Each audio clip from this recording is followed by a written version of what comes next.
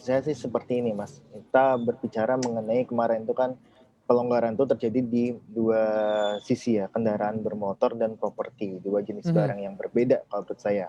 Nah, untuk properti mungkin, ketika DP 0% mungkin kita akan melihat bahwa ada peningkatan permintaan karena itu bisa jadi untuk, investasi jangka panjang. Tapi di sisi lain untuk kendaraan bermotor ketika ada DP 0% itu memang yang harus kita perhatikan adalah sisi pengawasannya, karena sangat mudah banget sekarang masyarakat untuk membeli mobil dan itu lebih murah karena dari sisi fiskal juga diberikan insentif, itu, untuk membeli mobil dan pengawasannya seperti apa gitu kan. Nah itu yang tadi disebutkan juga sama Pak Ferry memang manajemen kehati-hatiannya yang harus dijaga. Nah itulah yang kita inginkan caranya seperti apa, bahwa kita dengan mudah banget kita membeli mobil dan itu bisa mobil ini kan mobilitasnya tinggi ya, bukan seperti rumah yang itu ajak di sana.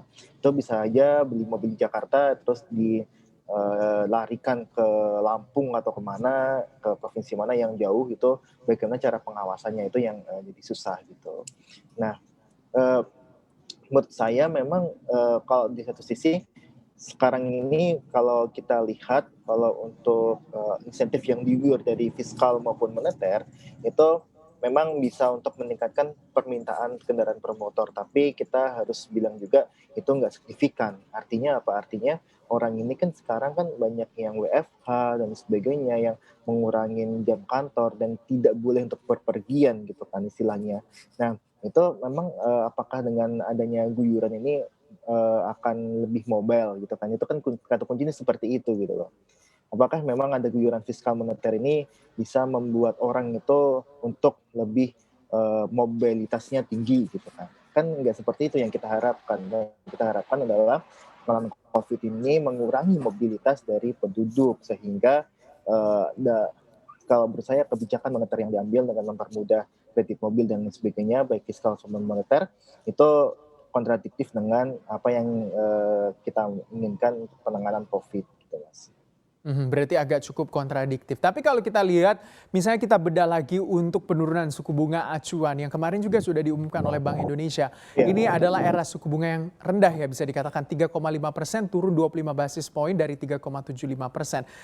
Tapi tidak serta-merta juga bisa terefleksi kepada tingkat suku bunga baik kredit kendaraan bermotor atau mungkin kredit kepemilikan rumah. Anda melihat dengan tingkat penurunan suku bunga acuan yang dilakukan oleh Bank Indonesia seberapa efektif akan terefleksi terhadap penurunan suku bunga kredit dasar perbankan? ya. Kalau kita lihat kalau penurunan suku bunga acuan dari BI itu ya kita bisa bilang ya bagus gitu kan. Artinya untuk biaya berusaha di Indonesia itu semakin murah gitu loh.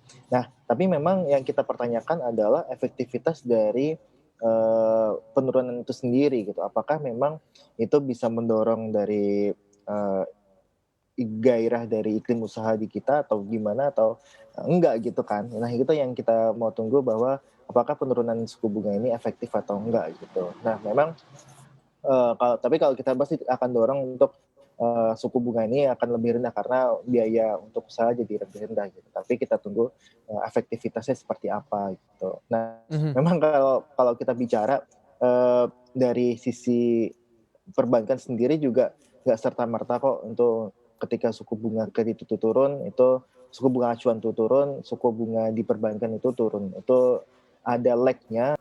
Jangan lupa untuk download aplikasi CNBC Indonesia yang tersedia di Play Store dan juga App Store untuk mengikuti terus perkembangan informasi seputar ekonomi dan bisnis terkini.